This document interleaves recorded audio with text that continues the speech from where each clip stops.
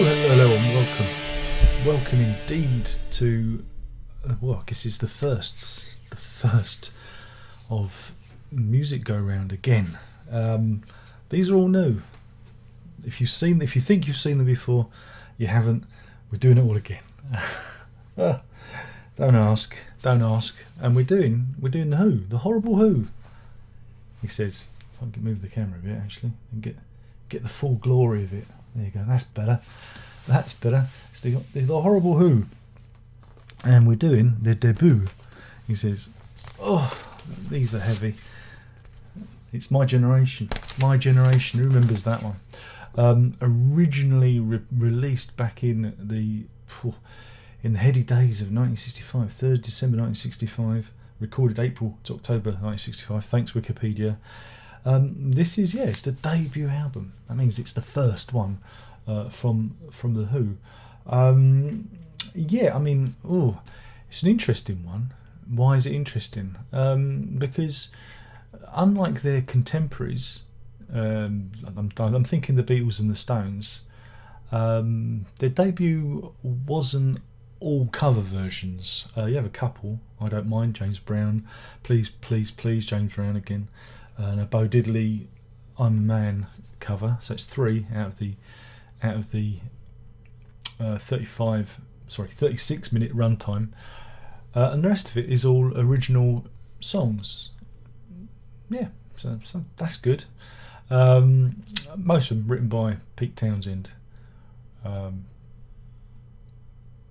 However, it's not all good because, again, for the first couple of albums, the Who are obsessed with rhythm and blues or R&B, and it's not R&B that it's the old-fashioned blues material. And if you've ever followed any of my videos, you know I have a bit of an aversion to the blues. So this isn't an album of theirs that I necessarily seek out.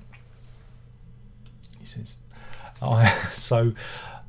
although I appreciate it as their first album and as a band finding its feet, I don't particularly enjoy it because it is all very much, some of them bordering on pastiche, like A Legal Matter.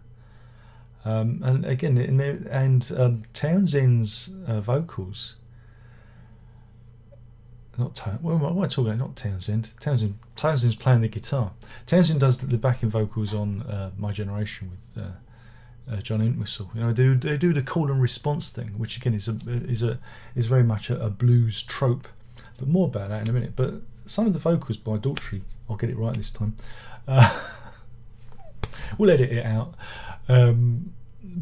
Border on pastiche, and I find quite comical at one point. But that's just me. You had to be there. Again, you've got to remember when this was coming. It's when the blues and rock and roll was still relatively new, even though it all happened in the 50s with Presley and all those people. It was still a relatively new thing, and the American blues influence was very big. You see it here with the blues movement, Fleetwood Mac and Led Zeppelin. Blues was still very important, but it's not for me. Standout tracks, of course, are My Generation, which is still fantastic now, but again heavily reliant on that American blues influence. Great call and response bit, talk about my generation. Love that stuff. Why don't you all It's easy gonna swear.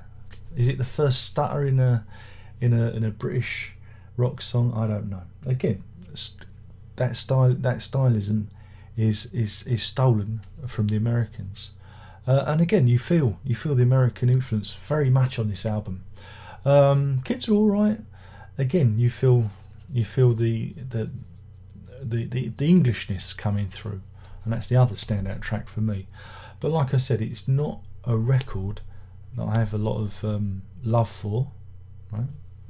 So that's it. However, it gets interesting because recently, and I think it was it 2002? I can't remember. I think it might have been 2002 that they remixed it. Shel Talmy, who was the original producer, remixed it as a stereo one. Not that you'll know. Trust me, it says stereo on here somewhere. It says moving it around. Look, see at the top there, it says stereo. And this is an interesting one because normally I like stereo mixes and whatnot, but this is where probably the mono mix. He says pulling up the mono one. So, see, this is all mod cons. This is the mono one. This is expanded, greatly expanded. Look at that. There's loads of stuff to listen to. But we're just talking about the basic album. With the stereo mix, Cheryl Tamley went back to the master tapes and created a very workable mix. However, by unpicking the mono, you can hear the edits, and so sometimes it's a little bit you can hear how they've put it together.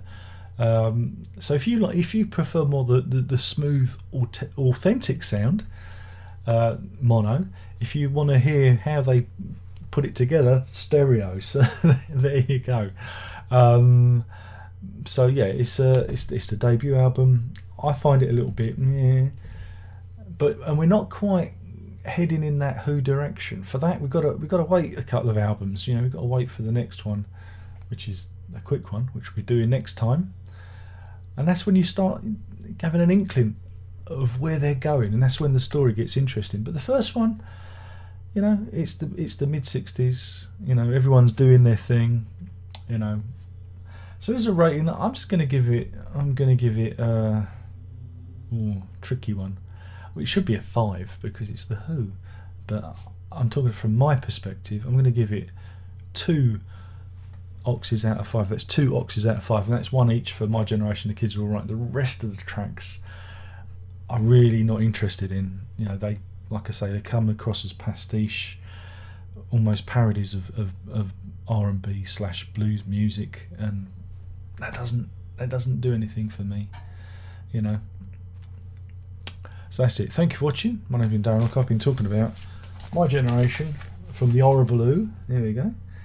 Like I say, it's only 36 minutes long, so tootles are long, mind you. This expanded one, which includes Townsend's demos, which they call Primal Scoop. If you know Townsend, he did a range of albums called Scoop, which is his demos of Who and his own solo material. Always worth a listen to because his demos are fantastic, really fascinating to listen to. So that's the triple mono edition. So there you go. Shall we? Yeah. Oh, it's quite evolving. Anyway, thank you for watching. There's no more thing left to say, and that is ta-da!